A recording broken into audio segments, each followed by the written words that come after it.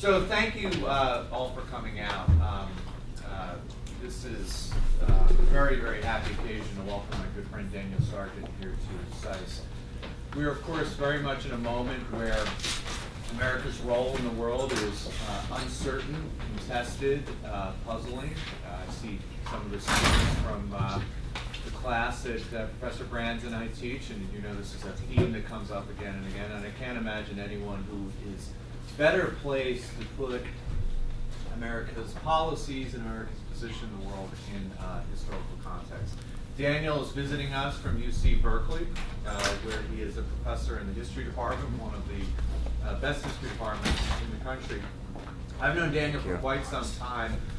He produced a remarkable, terrific dissertation while he was at Harvard working with our friends Neil Ferguson, the great Ernie May, and Charlie Mayer, and then got to see over the years as he worked and crafted it for this terrific book, A Superpower Transformed, the Remaking of American Foreign Relations in the 1970s. And one of the interesting things about recent historiography is the 70s, which, sad to say, is when I grew up and did not seem to be a very important time, is now being seen as a absolutely crucial pivot, not just in the history of American foreign relations, but also in international relations as well.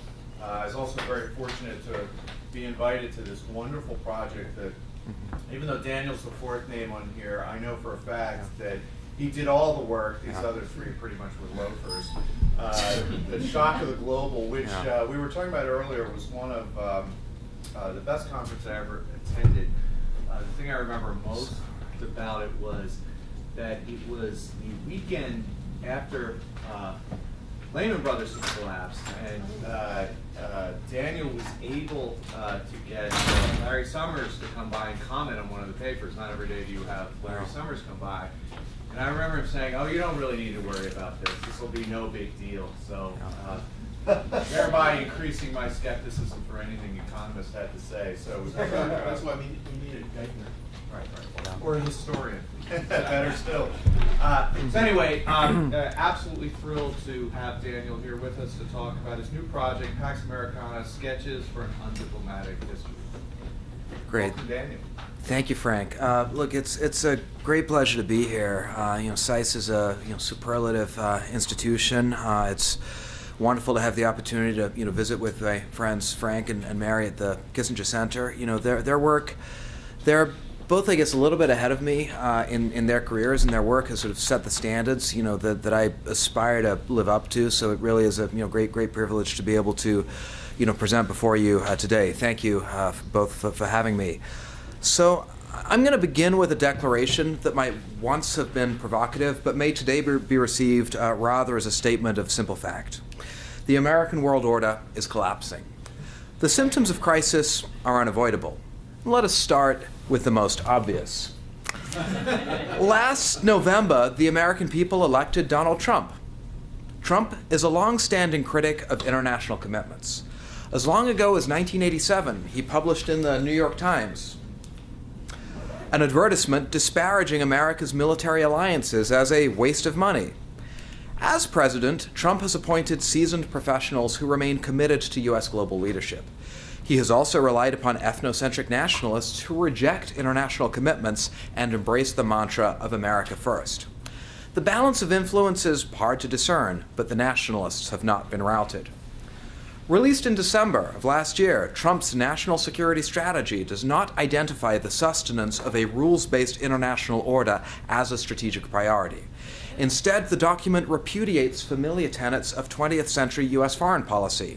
Strong, sovereign nations, it declares, constitute the only legitimate basis for international order.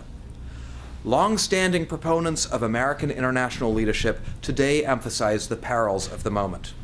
Within Trump's own party, Senator McCain has warned in blunt terms that our international order is under assault from petty authoritarians who preach resentful nationalism. The senator's words echo the last president of the United States. In his final address before the UN General Assembly, President Obama warned against the prospect of a world dividing along age-old lines of nation and tribe and race and religion. Several months later, the Electoral College made Trump president. The outcome has thrust the United States and the world into uncertainty. We may, warn the editors of Foreign Affairs, be present at the destruction of the American world order. The headline, of course, inverts the title of Dean Acheson's memoir, implying that we are living through a kind of bookend to the 1940s. The editors of The Economist are no less pessimistic. It is not only the US-led international order that is today imperiled, they warn, but the future of the United States as a superpower.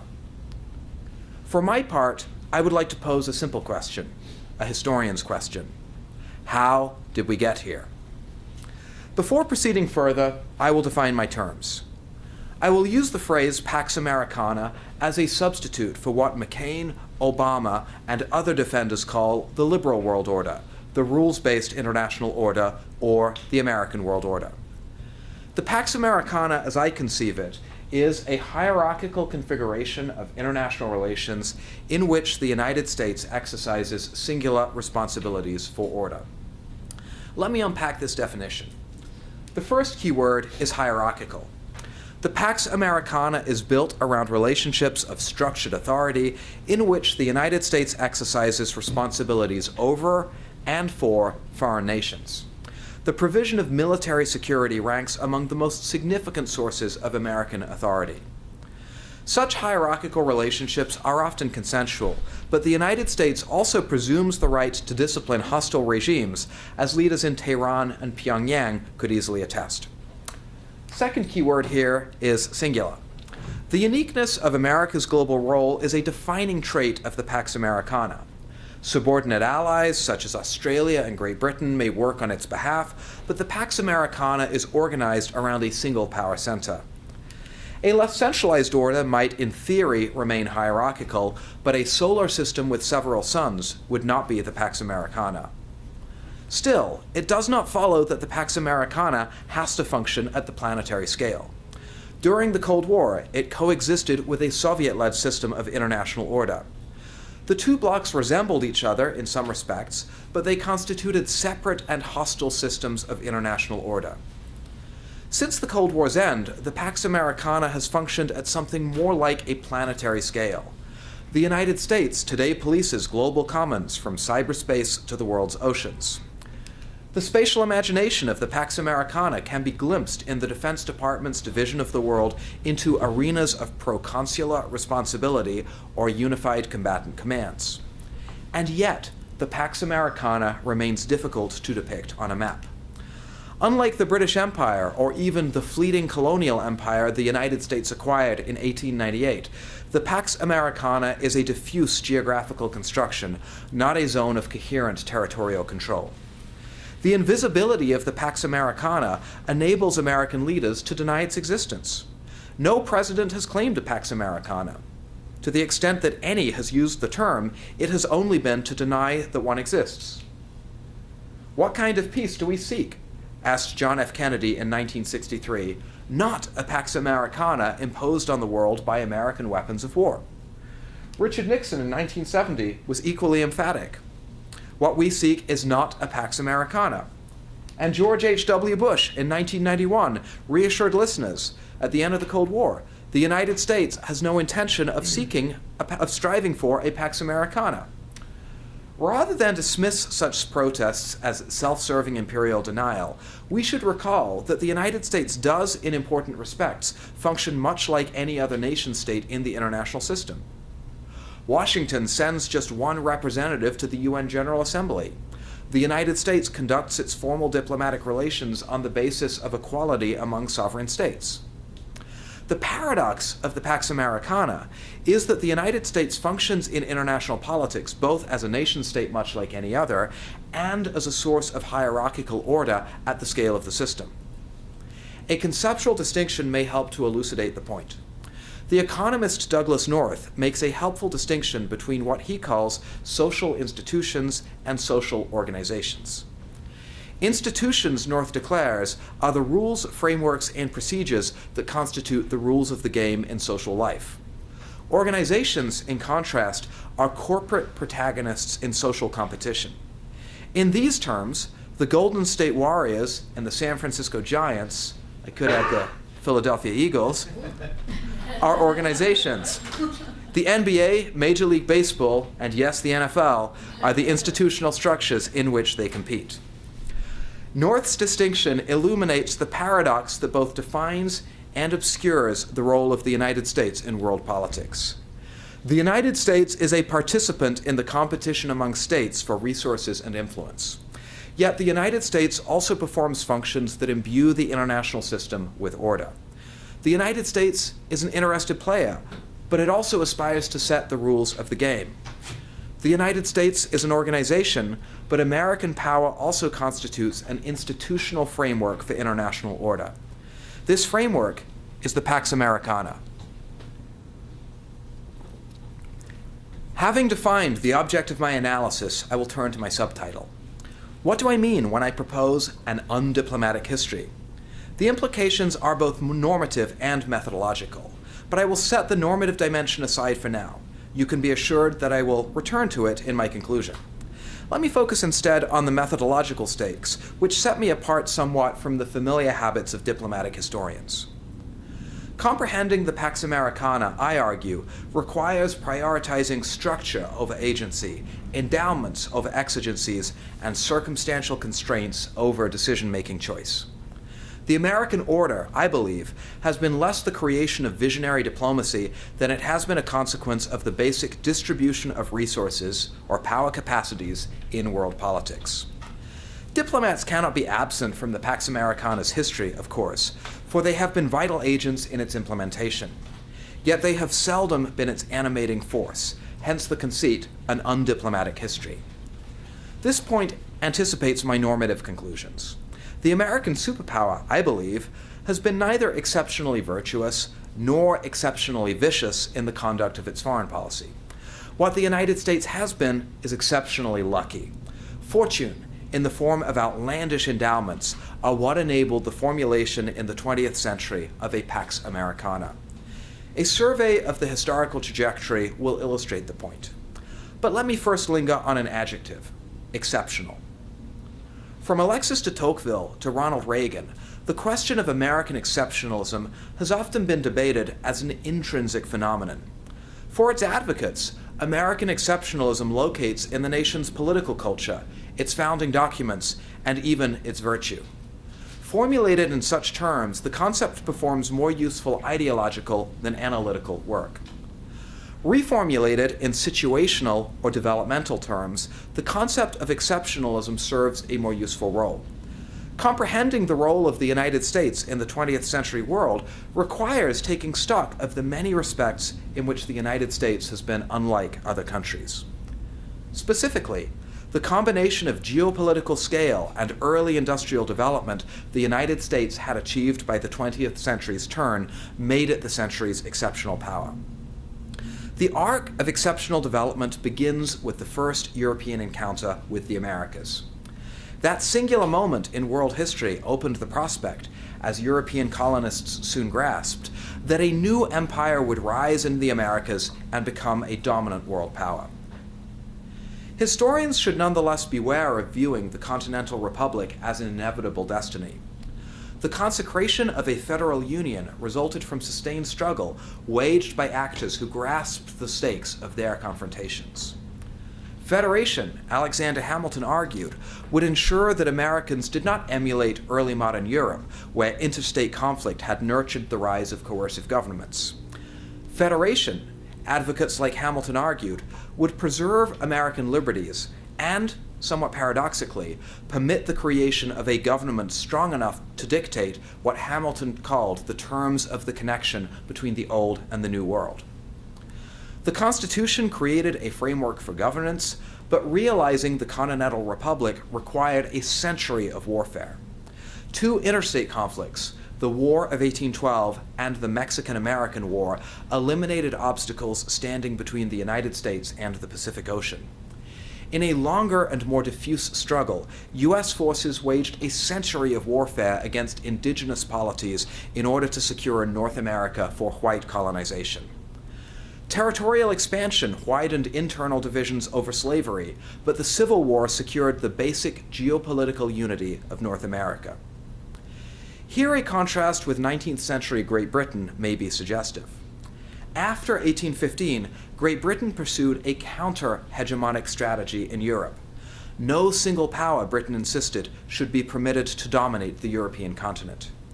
In North America, in contrast, the United States waged a century of pro-hegemonic warfare in order to ensure that there would be no continental balance of power.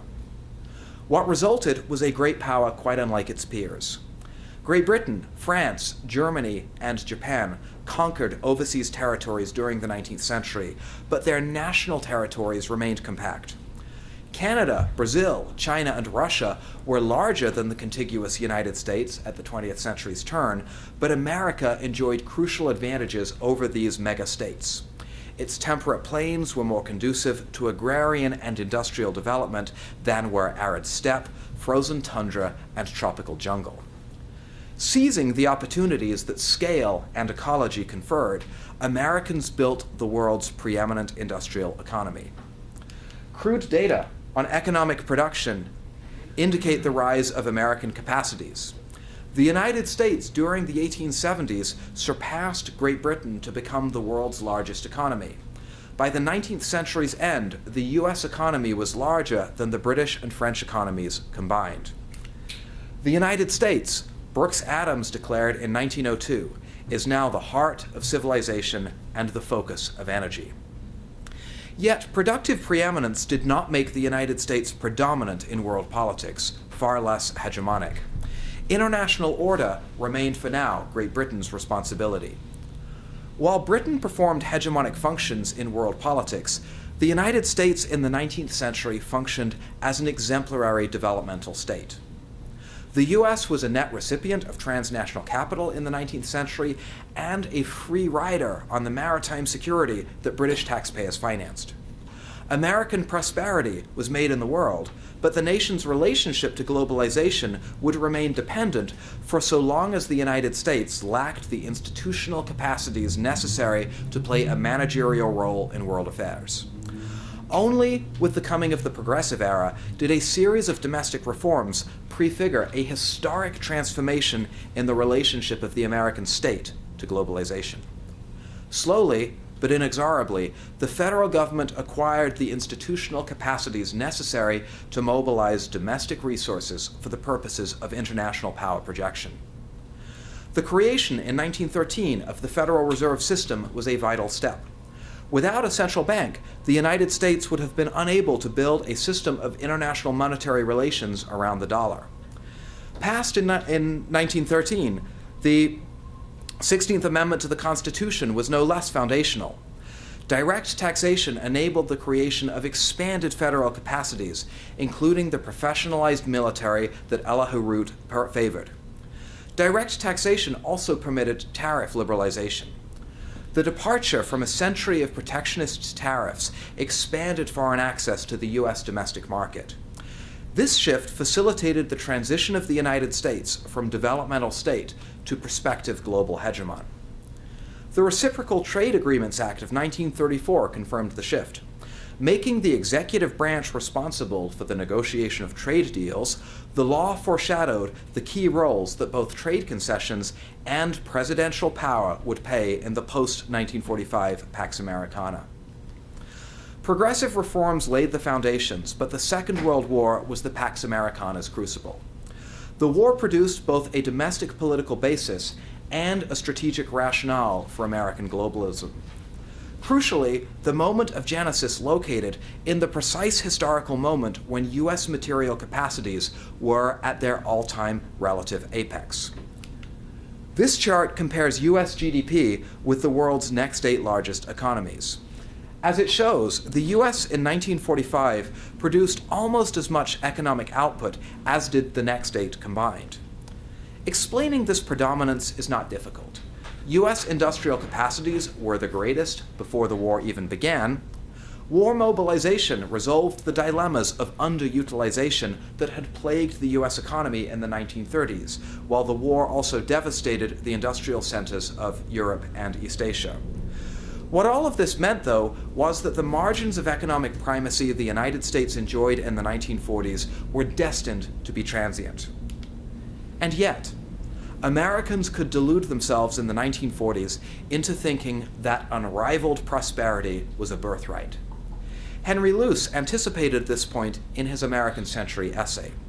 David Potter made a similar point in his Walgreen Lectures of 1950, which proposed that singular abundance made Americans a unique people of plenty. Outsized prosperity became a foundation for the Pax Americana. Prosperity performed both ideological and material work. In crude material terms, prosperity enabled the organization of an international order around the dissemination of American resources. In ideological terms, prosperity substantiated Luce's boast that Americans surfed history's leading wave. The United States, the boosters could argue, was not just the world's most powerful nation-state, but the most advanced society in human history.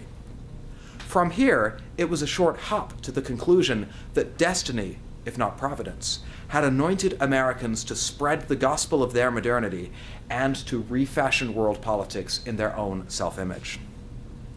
Still, the Pax Americana resulted in practice not from a singular act of creation, but from a series of creative improvisations. These occurred under circumstance that wartime policymakers did not anticipate. What American wartime planners envisioned was a post-war international order based upon universal institutions and parliamentary precepts. What the Truman administration ended up creating was a more hierarchical and more militarized system of international order. What catalyzed the transformation of utopian visions into a workable Pax Americana was the division of the post-war world. Estrangement between the United States and the Soviet Union animated the American acceptance and pursuit of escalating hegemonic responsibilities. The history of post-war improvisation is familiar, but the landmarks are telling. The Marshall Plan and the Treaty of Rio in 1947, NATO in 1949, the intervention in Korea in 1950, and the bilateral security treaties concluded with allies in East and Southeast Asia. These foundational acts both resulted from and contributed to a widening East-West division. Similar dynamics unfolded within the East Bloc. Across the Cold War's frontiers, geopolitical division propelled the consolidation of alliance systems that functioned as hierarchical systems of international order. Within the West, a logic of dissemination defined the Pax Americana's political economy. To thwart Soviet power and to reassure its allies, the United States deployed globe-spanning military capacities. To protect against the contagion of communism, the United States committed resources to support economic and social development worldwide. These resources included not only direct transfers, like Marshall Aid, but also trade agreements that gave foreign exporters privileged access to the U.S. domestic market.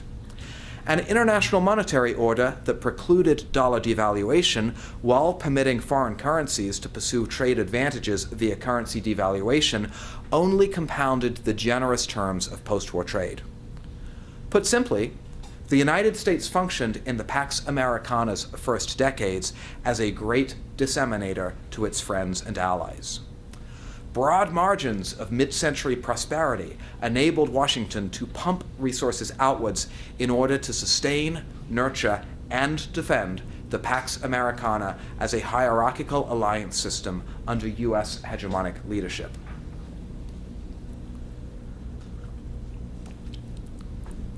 This Pax Americana was from the outset an elite project.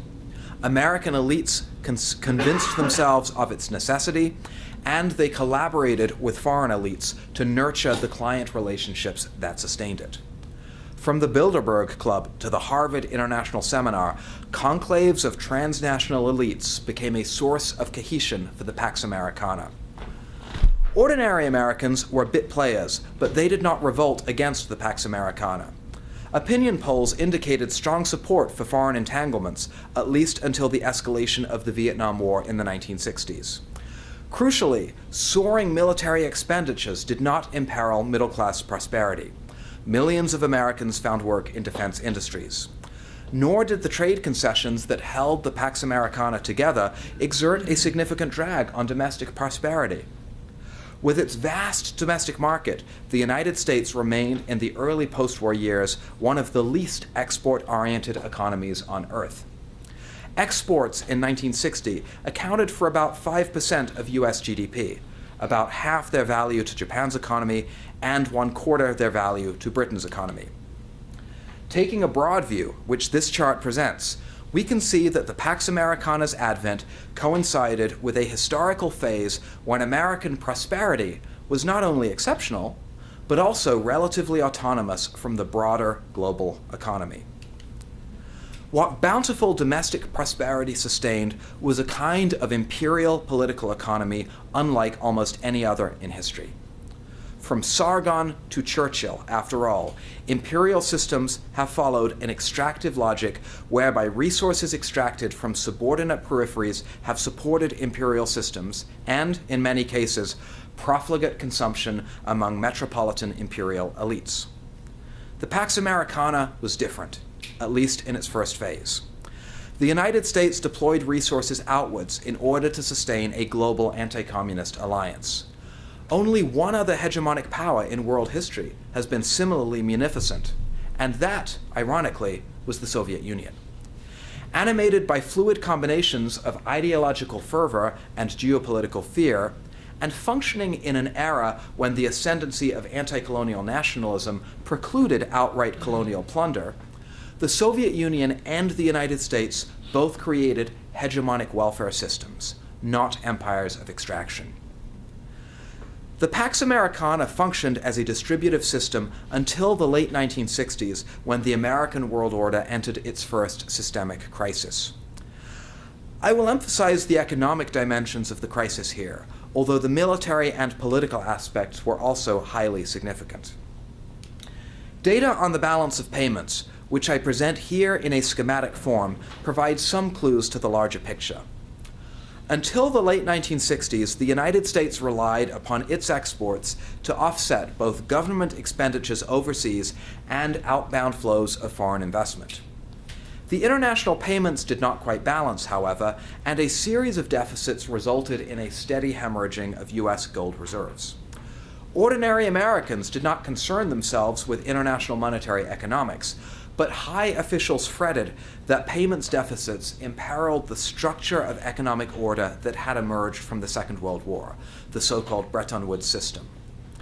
Significant changes in the international distribution of economic capacities underlay the monetary turmoil of the 1960s. The U.S. economy grew more slowly after the Second World War than did its competitors.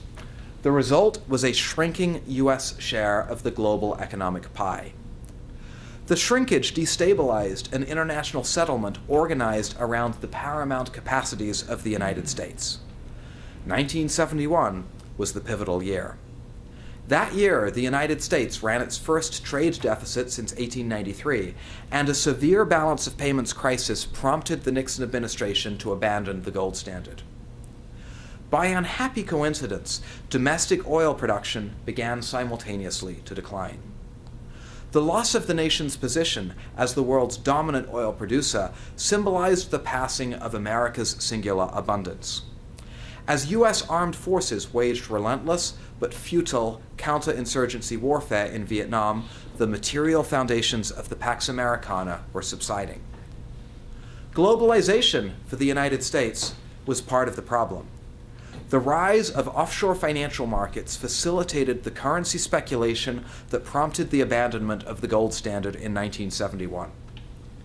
In a deeper sense, though, multinational corporations and foreign direct investment facilitated the diffusion of industrial modernity that propelled the relative decline of U.S. productive capacities.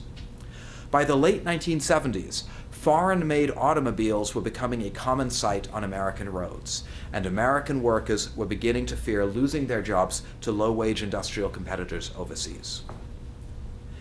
Yet globalization, for all of the problems that it exacerbated, was also the solution that enabled the Pax Americana to transcend its first systemic crisis.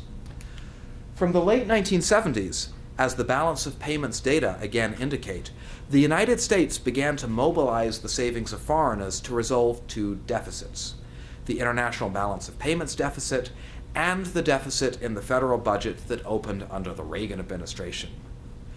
Crudely, what turned upon the 1970s was a historic recalibration of the Pax Americana's political economy. Until the 1970s, the United States had functioned as a great disseminator to its allies, pumping resources outwards in order to sustain a US-led international order.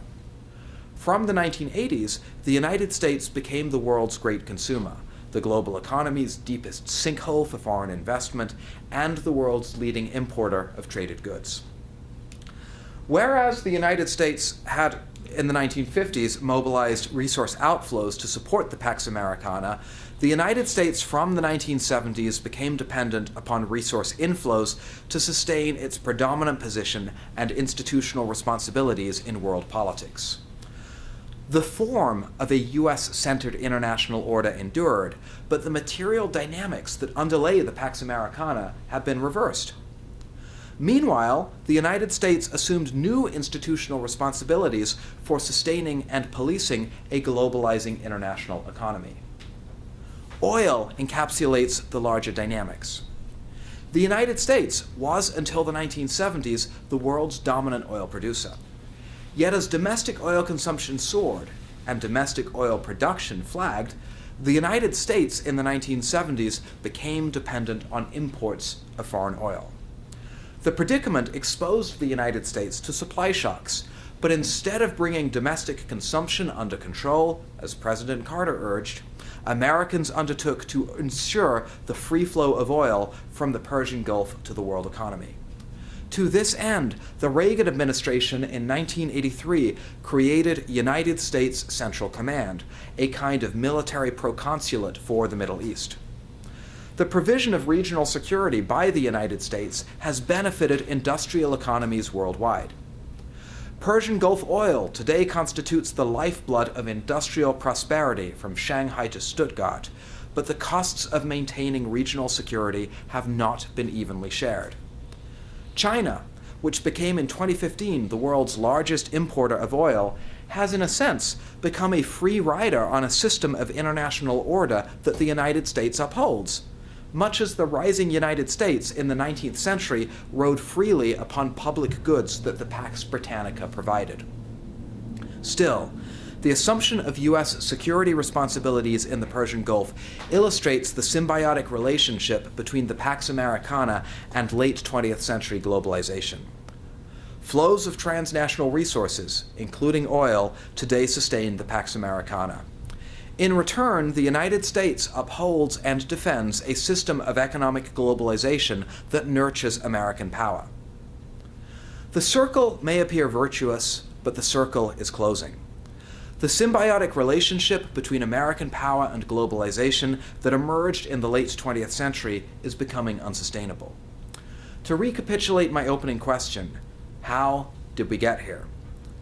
The most succinct version of my argument goes like this. Continental conquest and early industrialization in the 19th century, combined in the 20th century with the disparate impacts of the world wars to make the United States truly exceptional. Over the 20th century's second half, the United States became steadily less exceptional. The modernity that America once exemplified has diffused. Other societies have matched and even surpassed American achievements. Yet, our institutional framework for international order still reflects a conception of world politics in which the United States predominates. Transnational resources for several decades masked the widening chasm between hegemonic responsibilities and dwindling material capacities. They will not perform this bridging function forever. As the global distribution of power capacities continues to shift, the United States appears less and less capable of exercising leadership responsibilities. The advance of globalization, meanwhile, is undermining the social and political bases for American internationalism, in effect sealing the Pax Americana's fate. America's deepening incapacities result, in part, from domestic political and institutional dysfunction. The Pax Americana may have been an elite project, but popular majorities once rallied to support it. Robust majorities voted in Congress to support martial aid and to ratify the foundational Cold War security treaties. Since the Vietnam War, Americans and their elected representatives have wearied of international burdens. Congress has made little effort to revitalize the institutional framework for international order since 1994, when its members grudgingly approved the NAFTA treaty. Instead, Congress has repeatedly thwarted initiatives that might have reinvigorated our institutional framework for world order. UNCLOS, the United Nations Convention on the Law of the Sea, the Kyoto Protocol, and the ICC, the International Criminal Court, all faltered on Capitol Hill. More recently, bipartisan obstructionism torpedoed President Obama's efforts to conclude trade deals that might have bolstered an international economic order centered on the United States. TTIP and TPP would have diminished the likelihood that China will succeed in reorganizing Eurasia's economies around a new Silk Road centered on Beijing. Instead, the United States is ceding the geopolitical field while China builds naval facilities in the Indian Ocean and expands its network of client-state relationships worldwide. The problems for the United States locate in part in the nation's internal institutional and political fragilities. In the absence of broad-based domestic support for the Pax Americana, the responsibilities for maintaining a liberal international order centered on American power have devolved onto two institutions, the presidency and the U.S. military.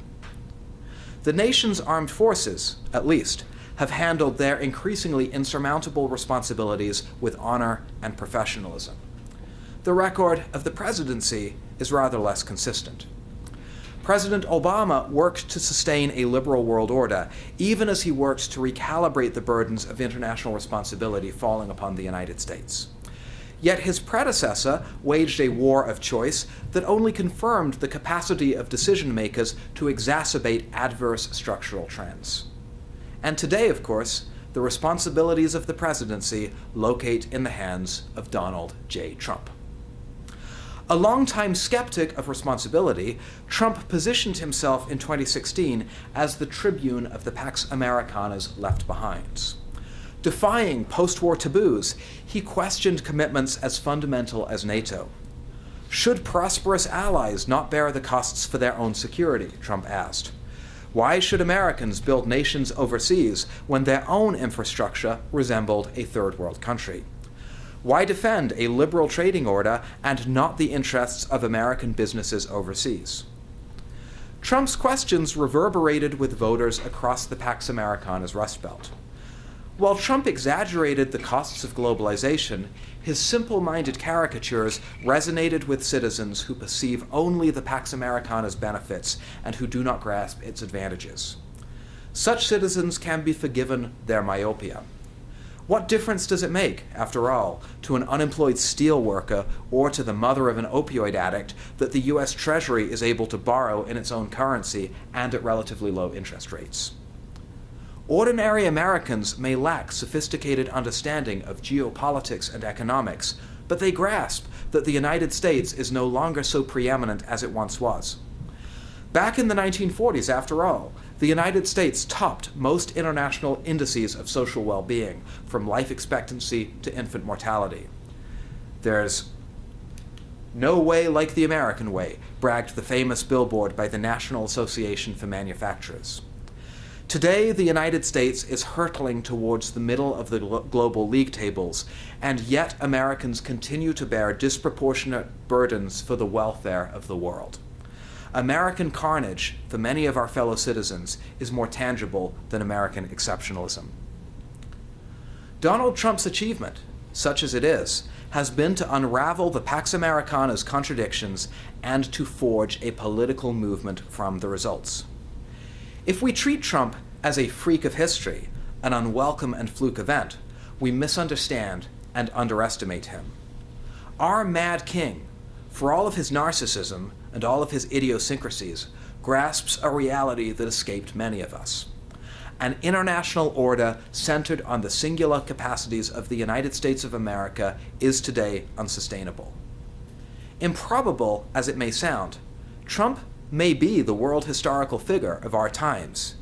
He is a superficial and ignorant man who embodies the dilemmas of our superficial and ignorant age. Contemplate, if you will, the spirit of history on a golf cart, as Hegel might have put it. To put the point somewhat differently, we cannot naturalize the configuration of international order that emerged from the 1940s. That configuration was a function of transient circumstance. Should we persist in trying to recreate the Pax Americana, we shall choose a tragic fate, beating on, as F. Scott Fitzgerald wrote, like boats against the current, borne back ceaselessly into the past. Having identified our preoccupation with the mid-century moment of creation as a source of our present malaise, I will conclude with a question that preoccupies me as it did my late mentor, Ernest May. What useful lessons, if any, can we learn from history? I will offer just 3 quick suggestions. My first and most undiplomatic point: we should not celebrate the Pax Americana's passing. This point may be counterintuitive within my field, for diplomatic historians are well practiced at exposing the failures and hypocrisies of American foreign policy. Yet, to grasp the stakes of the present moment, we must also contemplate the Pax Americana's successes. For 70 years, the United States upheld a stable international order while facilitating the global diffusion of modernity. The results, on balance, have been far more positive than negative. Our species is today healthier, wealthier, and more numerous than ever. Rational men and women, as President Obama has observed, would not choose to be born at any other time. For sure, we can and should debate the premise that an industrial modernity based upon fossil fuels is sustainable at the global scale. It is not, and our century will have to resolve the adverse ecological consequences of industrial modernity's diffusion. But for the Pax Americana, we can say this: the mid-century United States did not seek to hide the lights of its achievements under a bushel. By encouraging the diffusion of modernity, the American world order served a broader good and, ironically, hastened its own inevitable demise. My second concluding point: history reveals no compelling alternatives to hierarchical order in world politics. Donald Trump may have diagnosed the Pax Americana's shortcomings, but he has no solutions. His meanderings about a beautiful vision of a world of strong, sovereign, and independent nations are as ignorant of history as they are incoherent. Nationalism, even in its more democratic varieties, has seldom produced the perpetual peace that the Enlightenment's idealists envisioned. Across history, states' systems based upon untrammeled sovereignty have produced greater violence and instability than have systems organized around the institutionalization of hierarchy. The Pax Americana, in the context of a bipolar global schism, preserved peace in the international system's core. For sure, we should not disregard the violence that wreaked the periphery of the Cold War world, and for which both superpowers bear responsibility. But nor should we overlook the remarkable phase of peace among the great powers that the Pax Americana helped to uphold and preserve. I make this point as a native European. My continent of birth may have dominated world politics for several centuries, but we Europeans also waged recurrent, internecine wars that ravaged our continent and, in the end, deprived us of our humanity. Since 1945, Europe's subordination to American power has produced an unprecedented peace and a remarkable rebirth of Europe's vitality. These are achievements that cannot be taken for granted, and for which Europeans must be thankful. If we are returning today to a kind of international politics organized around multiple conflicting centers of power, such as the first half of the 20th century witnessed, any reasonable reading of history teaches us that we should be fearful of what the future may bring. Third, and final, our best hope may be the reorganization of our international order as a more collaborative institutional framework for order. I will return here to my initial definition of the Pax Americana, a hierarchical configuration of international relations in which the United States exercises singular responsibilities for order. The question for the present is whether our international order can be decentered from the singular power of the United States so that its sustenance becomes more collaborative. History offers some instructive precedents. President Carter strived in the 1970s to substitute cooperation among the industrial democracies for absolute U.S. predominance. Senator McCain has proposed fuller institutional coordination among the world's liberal democracies. President Obama labored for 8 years to wean our international order from its dependence on singular American power and to revitalize a society that had faltered under the Pax Americana's burdens. Visionary leaders have made sincere efforts, but we should not underestimate the difficulties. None of these efforts that I have just identified in the end succeeded in producing a meaningful reallocation of responsibilities. International orders, like other kinds of social institution, are sticky and prone to produce path dependence. The broad historical panorama suggests that catastrophe is often required to shake loose existing configurations of order and to permit creative reconstruction. Whether such reinvention can be achieved in the absence of major war is uncertain. What seems clear to me, though, is the necessity of creative strategic thinking informed by deep engagement with the largest historical stakes. Our young century has found its Napoleon. If some semblance of order is to be rescued from the present crisis of the Pax Americana, our century may also have to find its Metternich. Thank you.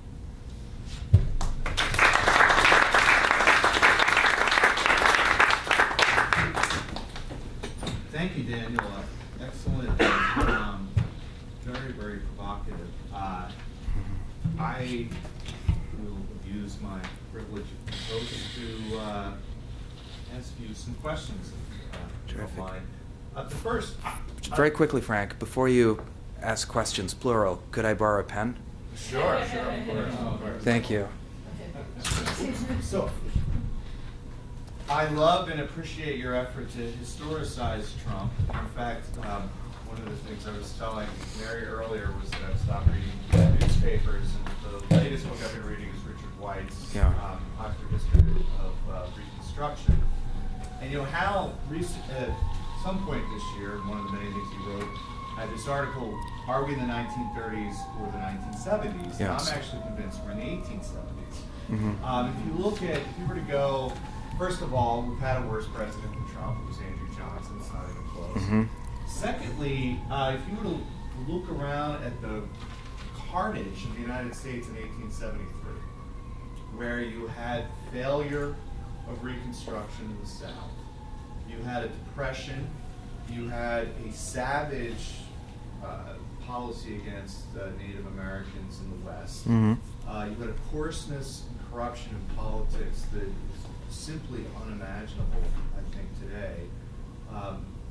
Less than a decade after a struggle was fought, presumably on behalf of certain ideals and a kind of a cynicism. Mm-hmm. And if someone were to say that wither the American project in 1873, I think people would have been fairly depressed. And so I guess the question would be, is there a danger in taking this period and that we're in now and sort of jumping to sort of a historical conclusion that might be unwarranted? And that leads to the second question, which is, you mentioned in the beginning that you're believed in structure over agency, and I was struck throughout this period. You look at your statistics on GNP, between 1890 and now, the band is actually relatively narrow, anywhere between 16 and, we'll take out the immediate post-war period, 25%, which is, pretty remarkable. And what's striking is how peculiar and strange U.S. choices are, and how if you were to do a counterfactual with another country, they wouldn't create a Federal Reserve System. As you know, it wouldn't be anything like a central bank. It's not a central bank. It's completely bizarre. The Bretton Woods system, all of this stuff is very sort of tied into particular choices at particular moments by particular people. So the structural force, the total, say, economic power of the U.S. really doesn't vary a lot. The level of military participation, the ability to sort of engage in alliances, the building of international institutions, varies a lot, and it seems to vary very much on particular administrations, people, choices, political winds in the country. So I was wondering if you could kind of rectify that. So, great. Just two questions, but they're two really big, substantive questions. So let me answer your first question. Is my analysis of the challenges of the sort of present moment a historical analysis, or is it a more histrionic analysis? I look, I think that the problem with connecting the present moment to the 1870s as a source of analogies is look, fertile, I think, as the analogy is, I think there's one crucial distinction, and that has to do with the extent and nature of responsibilities that the United States performs at the scale of the international system. And the United States in the 1870s is a developmental state, right? It's a state that's on the periphery of an international system, an international order, centered, on Great Britain, upheld by British institutional capacities, the Royal Navy and the Bank of England, in particular. The United States is in the 1870s the world's greatest debtor. It's not the world. Well, I guess today is the world's greatest debtor too. But the function debt serves in relationship to American hegemony is a little bit different. The key distinction, I think, is that this developmental state, whose federal institutions in the 1870s remain very fragile, very, very limited. The largest part of the federal bureaucracy at the end of the 19th century is the post office, as everybody knows. Its internal fragilities have little bearing, little consequence on the fate of the international order. I think that the dramatic difference between these sort of 2 points of comparison, the late 19th century and the present moment, is the very far-reaching implications of U.S. internal fragilities in the present moment. But I do think that the analogy is a provocative one, and I think that there's a really substantive point at the very heart of it, and the point has to do with the basic sort of incapacity, maybe too strong a word, but I'm going to use it, of American political institutions in relation to the hegemonic functions that the American state performs in the global system. Look, by comparison with peer states in Europe and in East Asia today, the American state is under-institutionalized.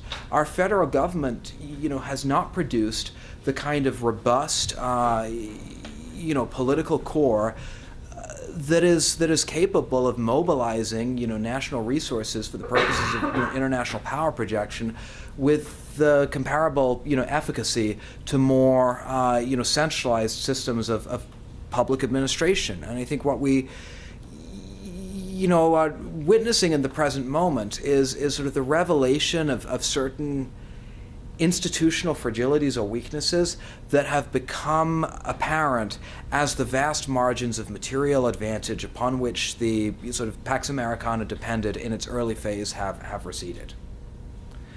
Your second question, I could, in a way, connect the two. I mean, you make a very fundamental point, I think, when you sort of urge me to reconsider my sort of provocative and programmatic declaration that structure counts for more than agency in the making of the Pax Americana. I mean, I'm not a crude material determinist, even though I'm sort of posing as one in the presentation of this talk.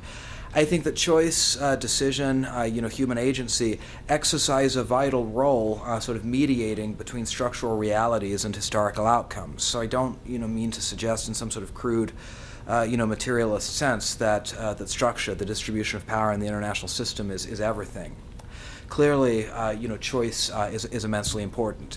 We are the captives not only of material dynamics, but also of the choices that our flesh and blood, predecessors have made.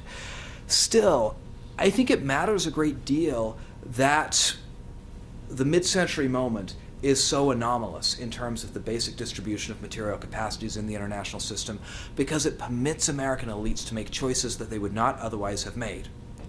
And the fact that they choose to create a system of international order centered upon the capacity of the United States to disseminate resources outwards has vast implications for the next 70 years because it leads us in the aftermath to naturalize the assumption that the United States, as a matter of nature or necessity, must occupy a core position in a liberal international order. And I think ultimately that core position is not sustainable. Thank you very much, Dan. I especially like your argument that what's unique about the American sort of period of hegemony is the U.S. got more lucky. Yes. I like that analysis. Yeah. I do have one question for you. Mhm. Possibly I didn't understand you. If I heard you correctly, which I might not have, Yes. I thought you said the U.S. and the Soviet Union were not empires of extraction. Yes. And if that is actually what you said, then I would push you on that because Yes, I not thought only you in theoretical but also in quite literal terms, the Soviet Union extracted a Yes. great deal from, I'm thinking particularly East Germany, Yes. where it literally created up entire faculties, but they're good That's factories, not faculties, factories, sorry. They may have done that as well. They may have done No. that too, actually. They may have created faculties as well. So that was not a theoretical point, that No. was an actual point. So I would disagree then to say that they weren't empires of extraction and just ask you what do you mean by that? No, that's a really great question. I mean, I mulled long and hard whether to include that line in the talk because I realize that it brushes over or elides the Soviet looting of Eastern Europe and especially East Germany at the end of the Second World War, and it's crucial not to brush over or elide that sort of historical tragedy for East Germany. But with that said, I think if we look at the political economy of the Soviet Empire across its broad historical arc, what we see is a system of net distribution, net dissemination, not a system that in the aggregate extracts more resources from clients than it provides to client states. I think what happened at the end of the Second World War was basically anomalous in the Soviet experience. Much more typical is the vast program of technical and material assistance that the Soviet Union provides to China in the first half of the 1950s. Arnie Wested argues, and I don't have any reason to doubt him, that Soviet assistance to China between 1951 and 1956 actually surpasses in value U.S. assistance to Europe under the Marshall Aid. And the Soviet Union, after the completion of China's first, 5-year plan under the communist regime, will of course go on to provide, significant material and military assistance to developing world clients, from Vietnam to Cuba. Providing oil at well below market. Absolutely, another vital form of subsidy. First of all, I can't emphasize enough how much I enjoyed this presentation, very elegant presentation. And indeed, everything you said, I think, is exactly the kind of thing we like to talk about in debate here at SITE. And I'd like to start by trying to defend you a little bit regarding Frank's. Yes. I completely agree with you that structure, whatever precedes or over agency, whatever you said, you have to look at structure. Yeah. Start with structure. I'm not a materialist either. I believe in foreign policy Yes. alone. And foreign policy role is a very strategic and subjective thing, but it has to be related to power. Yeah, that's right. And that power one has to look at. Secondly, I agree with you that the United States was the most powerful actor in the system for this whole period since about the middle of World War II to the present. Continues to be the most powerful actor. Military terms, economic terms. However, that masks a great deal of structural change, which has to be looked at. Now, the problem I have, though, is this, and it's with the notion of Pax Americana. Why can't we look at this system as one of a balance of power, in which, during the Cold War period, the balance was strikingly evident, and it fixated on the strategic nuclear level. But that is not inconsequential today either. The only interval where Pax Americana really seems plausible is this interval from 1990 to, for the next, say, 15 or so years. We can talk about what was really there. What is shocking to me is how quickly those who defended it as Pax Americana have now given it up, which is an issue. My judgment is this. The next era is going to be a balance of power that's going to be very complex, certainly involving China, but also Russia. And as you move later into the century, increasingly other actors like the looming huge actors in Asia, which are going to affect all of these participants, including ourselves. So why not look at this in terms of a balance of power, which I think the United States had was admirable in, didn't overplay its hand for the most part, not made mistakes, wasted resources, but nonetheless didn't overplay its hand to the point that there was an absolute rejection of it in the way that has happened in other eras. What does Pax Americana really mean relative to this balance of power that I think existed in the earlier period and increasingly exists today? Great, thank you. That is a fabulously rich question. But I also have to say that I especially like questions that start out by defending me against Frank's previous question.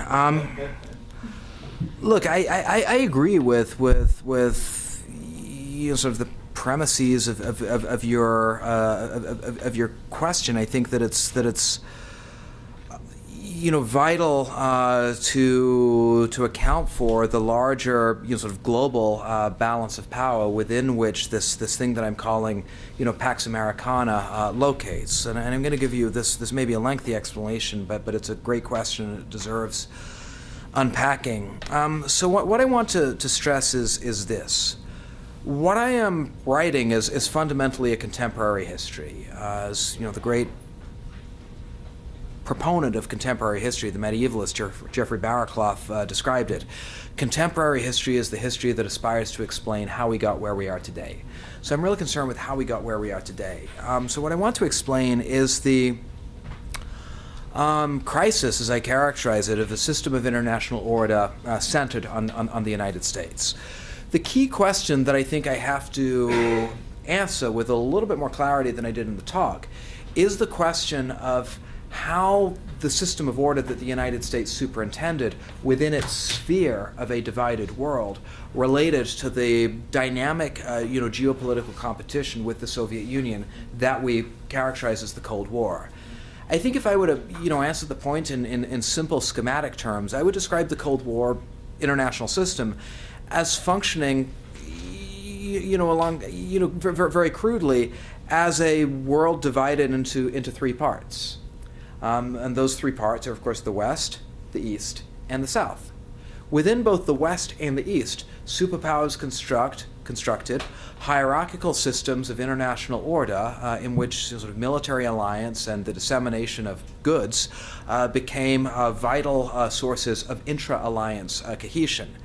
At the scale of the global system, a sort of crude equilibrium between East and West ensured that you know, fierce ideological and military rivalry did not spill over into, you know, thermonuclear confrontation. Meanwhile, of course, both East and West competed for influence, often with you know, quite tragic consequences in the global South. The history of the dynamic competition between East and West, a competition often waged in the South, is really the history of the Cold War. And I'm tremendously interested in the history of the Cold War. I think it's of absolutely vital importance for explaining how we get where we are today. But what I'm really interested in this book is explaining sort of the system of hierarchical order that the United States builds and sort of consecrates within the West, and then expands upon a more global you know, landscape at the end of the Cold War. I think, you know, one of the key questions actually that you know, we have to answer if we want to you know, understand where we how we get where we are today, is precisely the question that Mary explores in her book on Europe's post-Cold War order.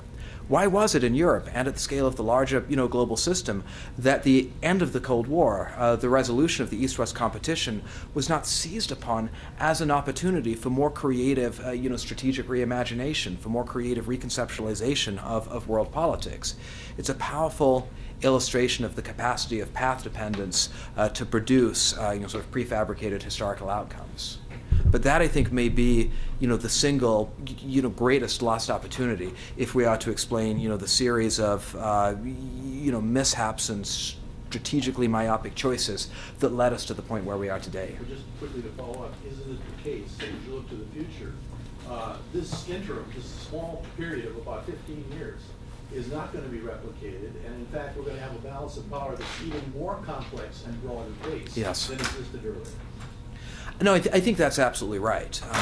And I think that the balance of power is going to be more complex precisely because the systemic rupture that occurred between the United States and the Soviet Union and produced a world divided into sort of rival configurations of order, rival international systems even, that existed in a kind of crude equipoise with each other.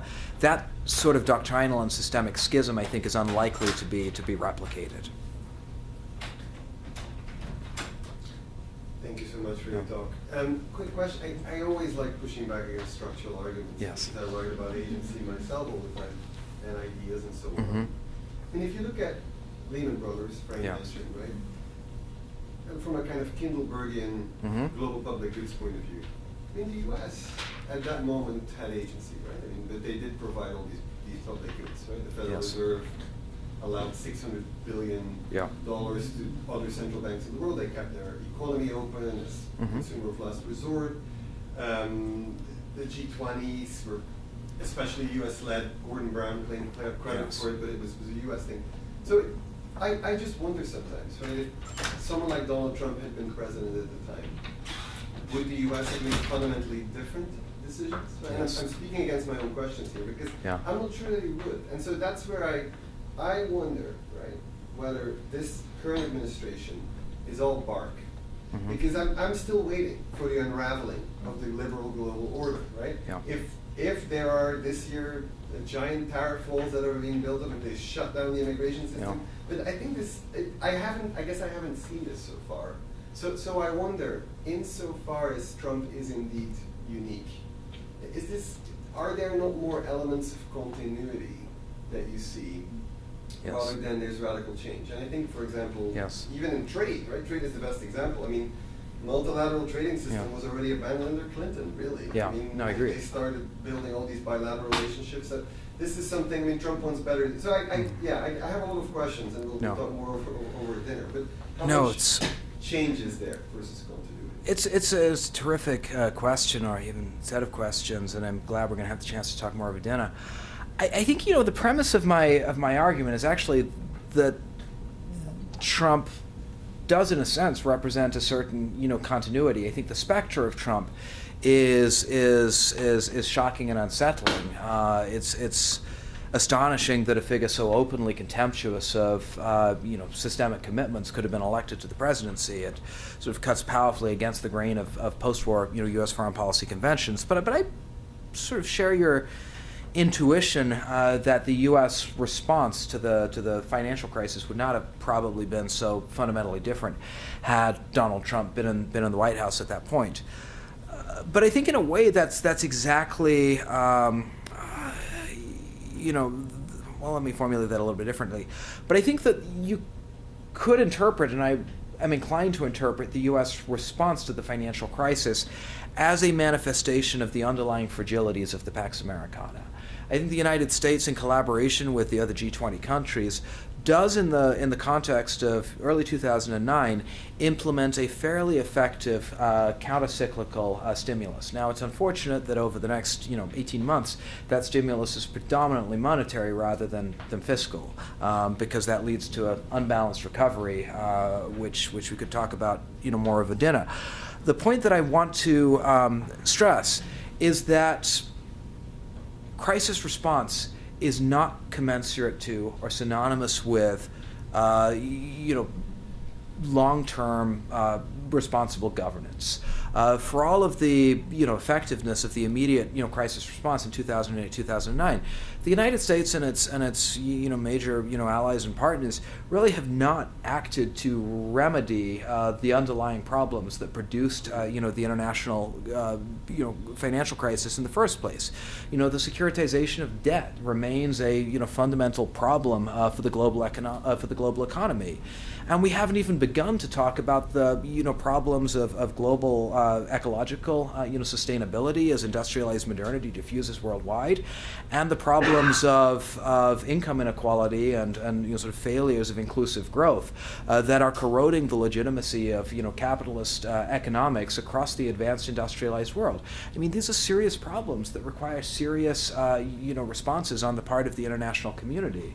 Counter-cyclical intervention in the context of severe, market crises is not sufficient. To be effective over the long term, I think collaborative economic governance needs to be more far-reaching than that. Any further questions? Well, please join me in thanking Daniel for a passionate